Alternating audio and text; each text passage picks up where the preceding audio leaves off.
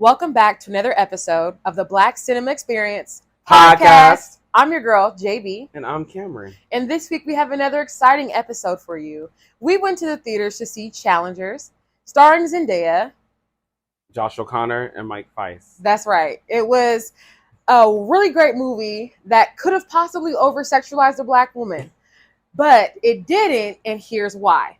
Exactly. No, but seriously, this really was an exciting movie. It was about 2 hours long. I was engaged the entire movie, start to finish, which is really hard for me because I have ADHD. Cameron, what are your thoughts about this movie? What did you think when we saw it? I thought the movie was very, very interesting. Seeing a black woman, obviously in a predominantly white male field, tennis. Okay. We have our references with Serena, and but I thought it was really interesting to show her journey and to see her power dynamic in between, essentially two white men. Yeah, I thought that was interesting. And Zendaya is biracial, but she does classify as a black woman for the sake of this film because she was the only black woman in this film. And she identifies as a black woman. And she identifies as a black woman. If I'm not mistaken, so that puts the stamp on it, I guess it's what you call yourself. I mean, you gotta be true to yourself, Right. Respectfully, I understand. I'm not even going to get into that. What I really want to talk about is the storyline. Okay, let's talk about the over-sexualization. Do you feel, and I'm only saying this term because I spoke with someone today who said, oh, you're talking about the movie that hyper-sexualized another black woman? And I said, it wasn't like that at all. I didn't think that way at all. So I want to know your thoughts about this movie. Did you feel like she was over-sexualized? Did you feel like it was like a hypersexual view of a black woman? Like, how did you think about it in that I actually didn't. I actually thought this movie focused more on like the homoerotic undertones of like men in sports more so than over-sexualizing her, because again, you didn't see a lot of her being sexual. I mean, we all saw the iconic three-way kiss. Yeah. Which a lot of people have experienced in their life probably. So, I mean, did you say a lot of people haven't? Have experienced? Yes. A three-way kiss? I feel like a lot more people than people talk about. A lot of people try to be coy. Have you experienced one? Yeah, of course. But that's crazy. That must be some gay stuff. I like it. That's a whole other situation for another time. But I feel like it wasn't necessarily exploiting her like experience. I think it actually made her more powerful because in this movie, she's actually the one trying to get essentially the other two characters to understand what the real relationship is. Exactly. That was my exact thought. So I had to explain the movie to someone today, and I said, no, they did not sexualize Zendaya.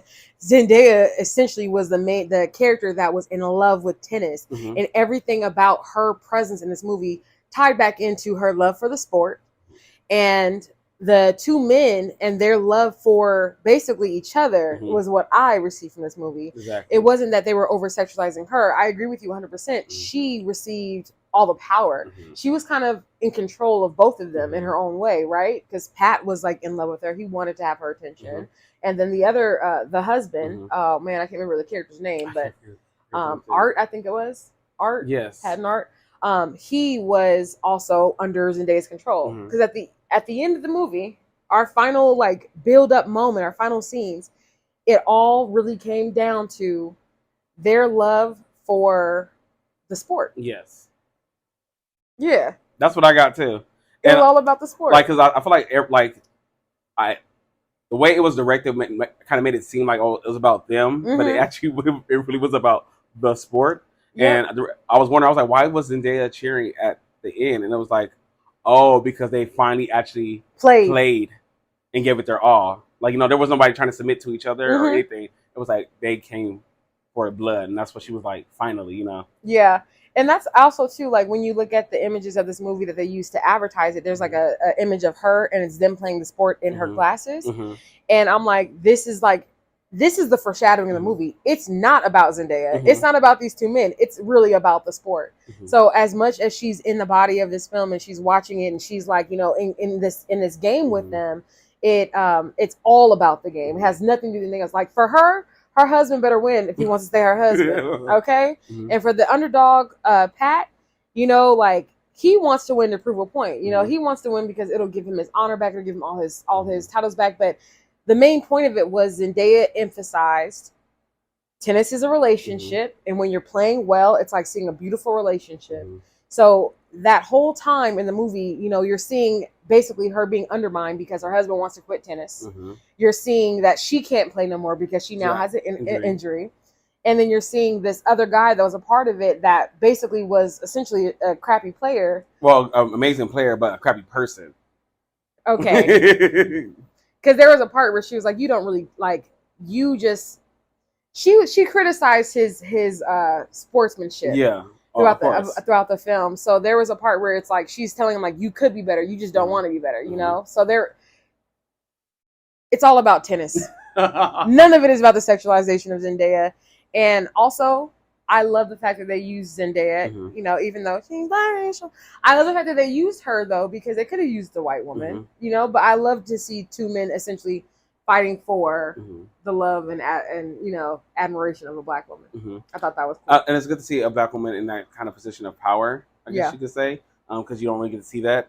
And then at the end of the day, it not necessarily, I won't say it meaning nothing, but it wasn't the focal point of the movie. Again, like we talked about it multiple times about, and it's hard to get a balance because you obviously want to be, appreciated for your blackness. You also want it to be like something that, does stand out because we know it has in this country. But at the same time, you don't want it to be like come off as gimmicky or like you're trying to, profit off of it or something like that. Make it cheap. We don't want the checklist black. Exactly. And that's not a feeling I got from this movie. At all. Yeah.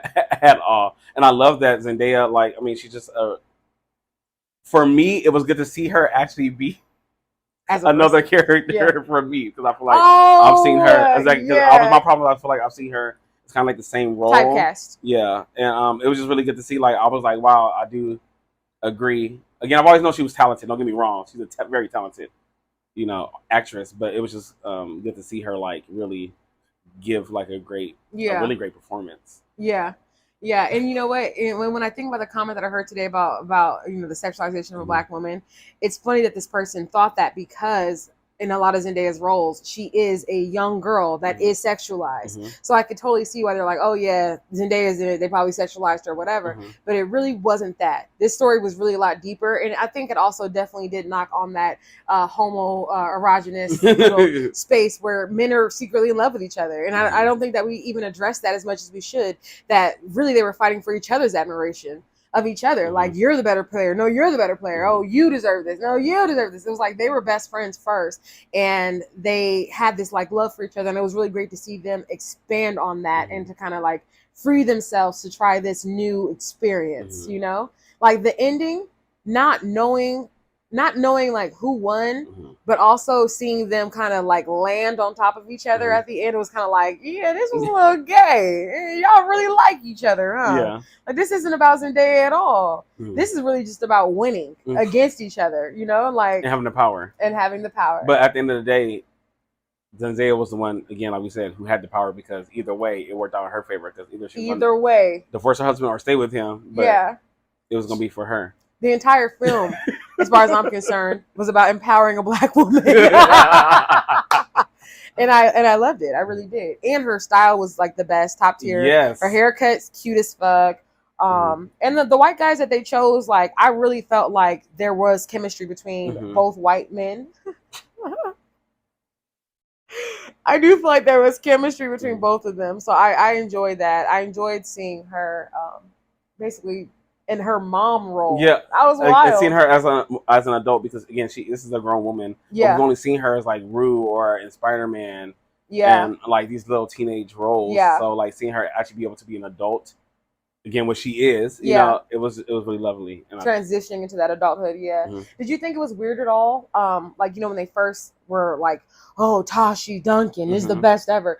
And they got her into the hotel room. Did you think that was a little weird because she was like underage? Did you think it was kind of weird for them to like have that? Well, because they were all technically teenagers, and I feel like that. I mean, I'm not saying it's ever okay. Obviously, you don't want to, especially underage drinking. All those things are not okay. It's illegal. Do not do it. But we know that in like this world that these things happen. So they're telling a story. Yeah, they're not necessarily justifying anything. Yeah, again, which we don't support, He don't condone it. Exactly. We like he is the law, and I am just a mere woman. I'm just a girl, and whatever he says is what it is. Exactly. But I'm just saying, like they were telling a story, and like there are a lot of teenagers, obviously, who have especially when you have like teenagers of prestige, when you have money and stuff. There's a lot going on. Like, you know, I know like a lot of people when I was a teenager that did a lot of stuff, and I was like, how do you even get the money to get anyway? That three-way kiss was crazy though, because after she made them kiss, she left. Exactly. And then they had to sit there with all their gayness, just being like, what just happened? Who's gonna get her? It's like, y'all know y'all gay, right? Because y'all kissed each other willingly. Not like in a bad and way. For a long time, you know? Yeah, like, but you know, and for a long, she witnessed that kiss for a minute. Yeah, she was sitting there smiling, like laughing, like I knew this was what really is going on underneath the scenes. But I also feel like the reason why, again, Luca, the director, he has done this before in a lot of his movies. He shows like the homoerotic tones underneath a lot of like male affection or male relationships, because a lot of times there is that it just goes unsaid, and you know, obviously it's been demonized. So like a lot of people, especially in history, haven't really brought it to the scenes. But like obviously we know now. That's why I try to say gay on like a speakerphone, because I want everyone to be comfortable with the term. Because like, you know, like if we were just comfortable with the term, I'm not trying to be political, but like if we were just comfortable with the term of like just gay, just being like on like having the whole like Kinsey scale, like sometimes you're gayer than other times, you know what I'm saying? Like if we were just as a society okay with that, you wouldn't have situations with people like P. Diddy who have to hire male prostitutes. You know what I'm saying? And now you're being scrutinized for it. You know what I'm saying? Like there's actually a whole genre of people that want punished type. Yeah, exactly. You know what I'm saying? And you wouldn't be scrutinized for it. But we're so, as a society, into condemning people for their desires that it's really hard to like accept. People are having a hard time accepting themselves whenever their desire is outside of the usual box. So I say all that to say it was really great to see this movie test those limits. Yes. So we could start encouraging people to live as themselves and stop living in shame. Because at the end of the day, the movie wasn't about like, oh, you should be ashamed that you're gay. Like that never came up. That was like another like wonderful thing that it never came up. Like, so what, are you gay now? Like there was never no moment where we had to have a forced conversation about sexuality. And I was really happy and thankful for that, because it just got to be what it was, which is, we don't know, we're best friends and we might have more than that. We might have affections, but also it may not be more than that. It might just be, you know, competitiveness. It might just be like the drive of it all. It might just be a moment, you know. And the thing about this movie for me is that it kept me present and engaged the entire time.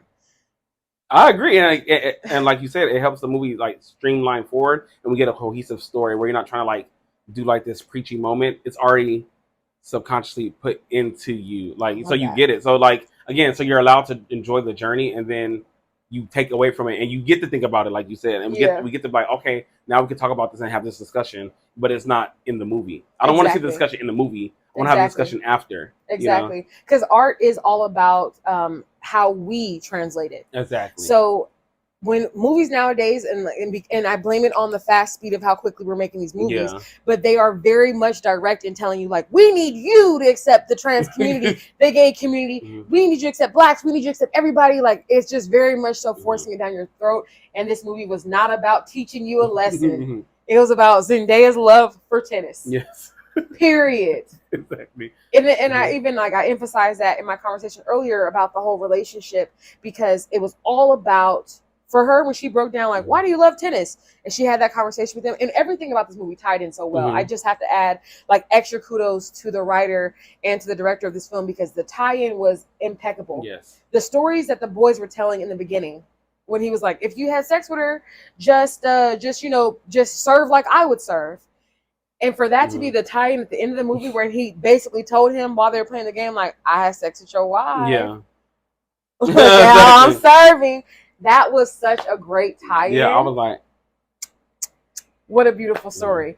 But they were just so thoughtful with how they made this. So I'm like a huge fan of what they did. Yeah. Well, but how do you feel about it? Not necessarily being a black story, but I mean, for me, I feel like if you're black, you should still go see it. I feel like a lot of times people don't see a lot of people that look like themselves in a movie, so they get deterred from going to see a movie and like, how can it relate to me? Do you feel like this movie can relate to anybody, or do you feel like you just like, like? That's a really good question. And like, just being a part of the Black Cinema, Experience podcast, I honestly feel like we're not here to only support and highlight Black films. We're here to highlight great movies from the Black perspective. Yeah. So I feel like you know, go support the movie if you're into tennis. Mm-hmm. You know, like the whole storyline essentially is all about tennis, but it's also about this like love affair that's happening. And I think that it's important. Like, I think it's a wonderful story because it's entertaining. Like, love affairs are something that we can all relate to in some extent, you know, like especially when it comes down to like two best friends, right? Because like, and one gets the girl and one doesn't, or they both get the girl, you know what I'm saying? And then you're in that situation too, where it's like, dang, like what's going on? Are we about to fight because you're my best friend? Like, you know, so this story is beyond race as far as I'm concerned. You know, like I think it's a great story, period. Go watch it to support a great story, period. Not to be, you know, I support Black only. Like, I think that what we do is bigger than that. What we do is all about our experience in the theaters. I don't mind watching white films as long as I can tell my Black version of it. Yeah. You know, but I'm saying, and you should be able to relate to it. And again, I definitely support Black stories, and I feel like they need to be supported and uplifted. But also on the side of that, when you're an artist, when something is really good, it doesn't matter what race you are, it will transcend, and like people will be able to get the message. Exactly. And that's the whole. I think that should be the hope of any artist. You know? Exactly. Especially when you live in a capitalist society like America, we want to make you have to make money in order to support the art. So exactly, it has to connect the people outside your demographic as well. Exactly. And if you're into tennis, it should connect you. I actually watched an interview that Zendaya and the guys did. The guys, we said their name in the beginning. Don't crucify us. I watched a video interview that they did, and she said that that Serena Venus, like they had asked her, like if they had if the sisters had saw her performance and like what do they think of it, and she said that they knew that they weren't real balls, and I thought that was crazy because I was like, what? They weren't real balls? I mean, when I tell you I was in this movie, I'm like with every bounce, they were hopping back and forth, they were doing all the serving. I'm like, these are definitely. What did y'all use if not real balls? What's going on back there? Camera magic. The magic of movies is over real. It's still working. And then they all had the conversation about who was actually like the better player. They said that the one that was the husband, the one that played Art, that he was the actual good tennis player. Zendaya was like, we all suck, man. We all suck. So check out that interview too. If you are going to watch the movie, check out Zendaya. She did a very short interview with the two guys, and they talked about like who the better tennis player was. And I thought that was really interesting too. I think it's always important to support the artists outside the movie because you have to, I feel like you get greater in-depth like understanding of like the art they're trying to present, but also like it helps again push out the art and get it out there. So yeah, definitely support the press, and then you also it makes you more excited about things. I feel a lot of times, and the thing about movies, especially like the Black cinema experience, is that it should be an experience. So yeah, I'm glad you watched the interview. That's nice. Yeah, you know, I didn't even tell you about that. I know. I'm like kept that one in the tuck. You know, you can't know all my little secrets. You always be coming through with all the facts. I'm like, damn, he gonna get me because I'll be watching the interviews. I'll be watching the podcast. You do it. I'm like, damn, Cameron. Is there anything else you want to add about this movie? No, I say go see it. It's a good movie. Yeah, I love it. If you just like stories, go check out this film. That's all that we have for you on this episode today, guys. Be sure to like and subscribe, leave a comment, interact, help us get seen because we want to be able to watch more movies and review more movies and help save you all time in the theaters, okay? And save you guys all money. So the more that we actually have the views, the more that we can come on here and tell you guys about what's good, what's worth your time, or what's not worth your time. So be sure to check us out, subscribe, like, comment on this video. Thank you so much for watching the Black Cinema Experience Podcast. Bye.